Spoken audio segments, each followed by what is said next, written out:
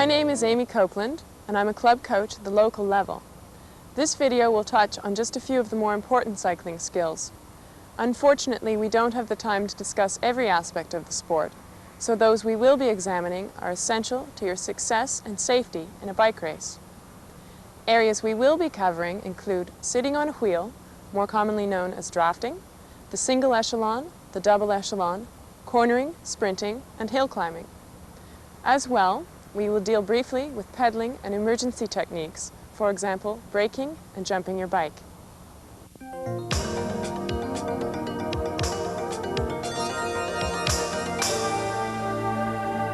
In order to ensure that novice riders get a good grasp of this fundamental technique, coaches should have them ride in a straight line, single file. After a little practice, the rider should feel comfortable with following a wheel and should then be encouraged to sit on it closely and experiment with moving in and out of the protected area. This gives the following rider a better understanding of the importance of the drafting effect. Once the novice riders have shown that they are comfortable and confident at drafting, they will be ready to learn how to change the lead. Changing the lead allows two or more riders to share the effort required for blocking the wind. The new lead rider will maintain a steady speed, be smooth, and ride straight until the time comes to change the lead again.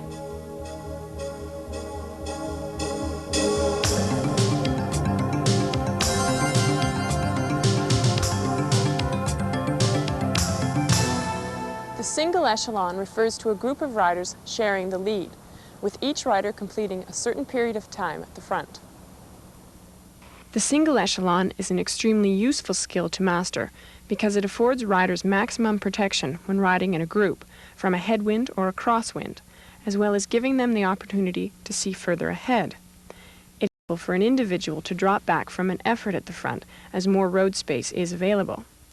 As well, this formation gives a rider a good rest from the effort made since there are more wheels to follow.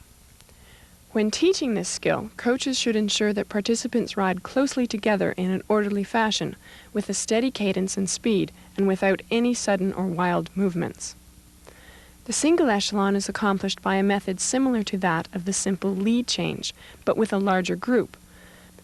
The lead rider, after his or her turn at the front, flicks their hand to signal that their turn is over and moves over slightly, easing up on the pedals for a few revolutions to reduce speed, then drifts back in behind of the last rider in the group, and, if there's a crosswind, follows the angle of the back wheels. The new lead rider should maintain the speed, ride straight, and be smooth.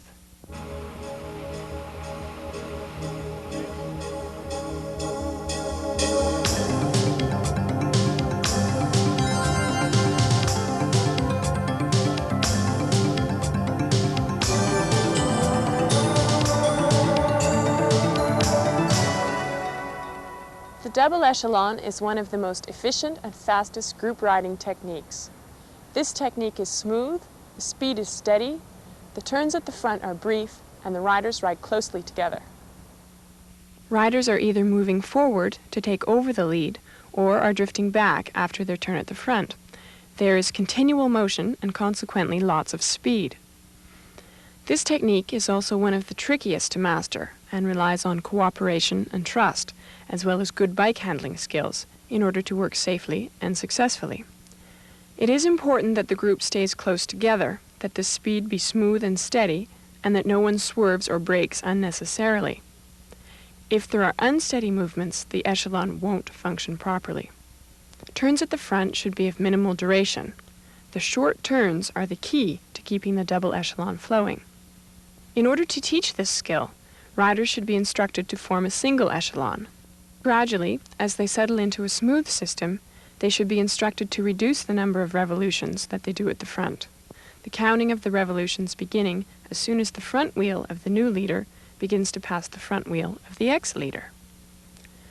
The rider who has just given up the lead must tuck in behind the new leader's wheel and consequently follow each rear wheel until the last rider is reached.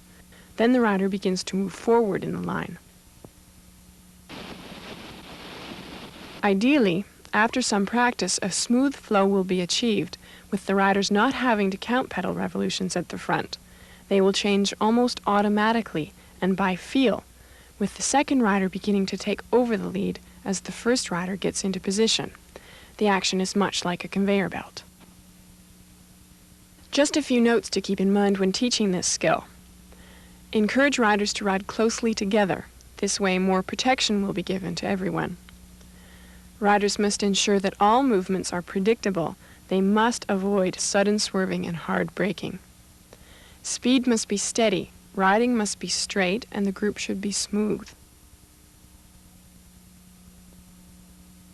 When the following rider takes over the lead and wants to know exactly where the previous lead rider is, it is best to look underneath one's arm, that is, between the arm and the body.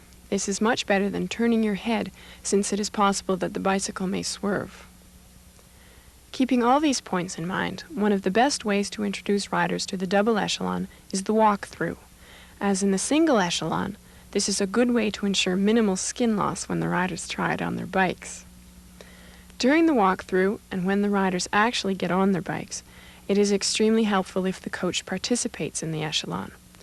This way, the coach can give instant feedback as the riders learn the skill.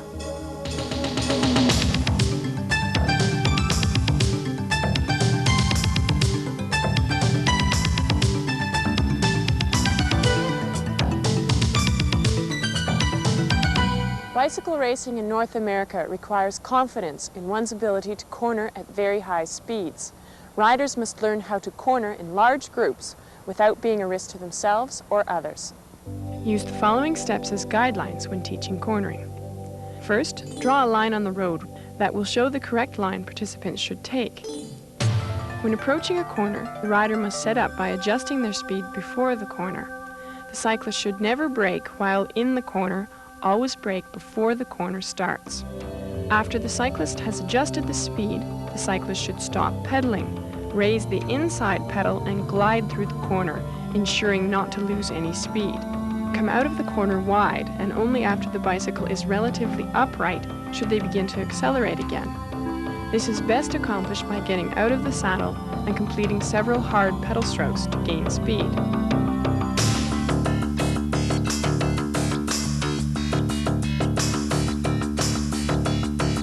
When cornering in a group, the individual cyclist will use the same basic steps just outlined, yet several things must be stressed.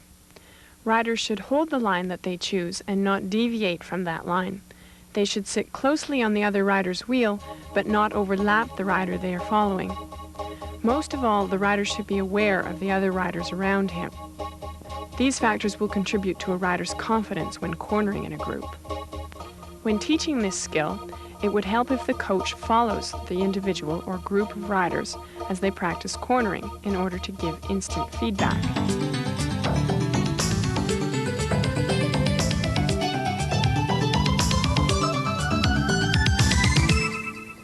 There are many occasions during a bike race that a sprint or hard acceleration is needed. For example, to be the first one across the line at the end of a race, to go for preems, to attack, to close gaps, and so on. To sprint well, riders must be able to accelerate quickly and efficiently, to be able to pedal powerfully enough in order to achieve maximum or near maximum speed in just a few pedal revolutions, and to be able to maintain that speed over a set distance. When teaching this skill, there are a few main points to be considered. The rider must grasp the handlebars firmly, preferably on the drops. The rider must make sure that the toe straps are secure. No one wants to pull their foot out while sprinting. The rider must also ensure that the gear selected is in the proper place. Otherwise, the gears may slip and the sprinting cyclist may lose momentum, speed, and cadence.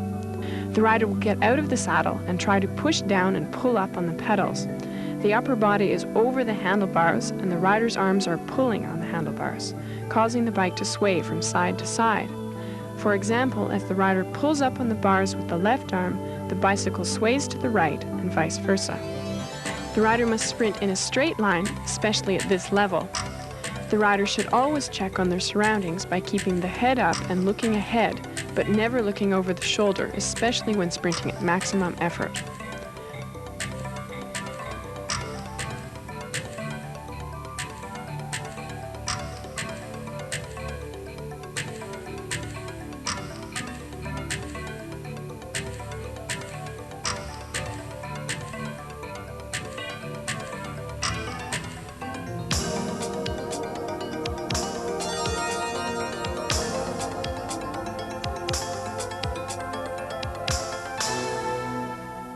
Going up a hill does not require as much technique as other cycling skills, yet it is one of the most important skills in cycling.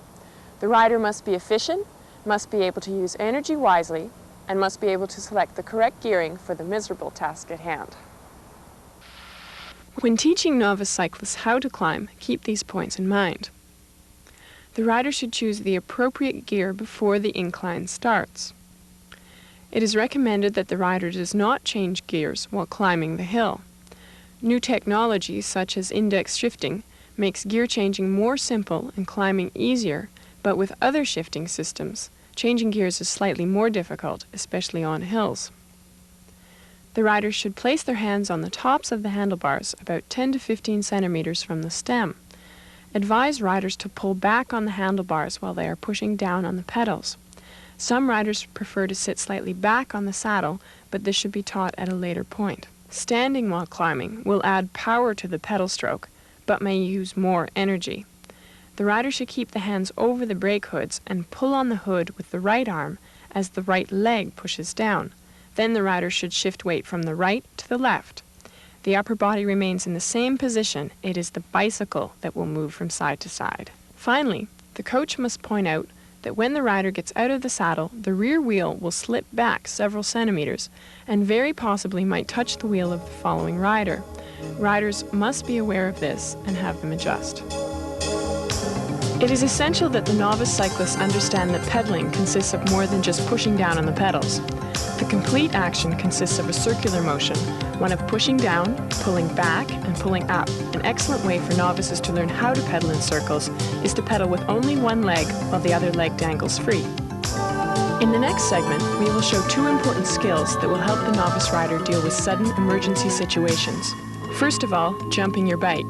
To teach this skill, start with demonstrating how to lift the front wheel off the ground. This is best accomplished by firmly grasping the handlebars and pulling up with the arms, thereby lifting the front wheel completely off the ground and over the obstacle. In order to get the rear wheel off the ground, the cyclist's feet must be firmly in the pedals and the crank arms must be parallel to the ground. So when the cyclist pulls up hard on the pedals, the rear wheel will hop. By pulling up on both the handlebars and the pedals at the same time, the cyclist will be able to completely jump or lift the bicycle off the ground. The second important skill for novice cyclists to master is braking. Too much front brake will cause the bike to flip, and too much back brake will cause a loss of control. When braking suddenly, it is important to use both the front and the rear brake equally. This video has shown some of the more important cycling skills necessary for a novice cyclist to be comfortable in a competitive situation. It's not easy to become a top-notch racing cyclist, but by mastering these fundamental skills, today's novice cyclist can more fully appreciate and contribute to the world's greatest sport.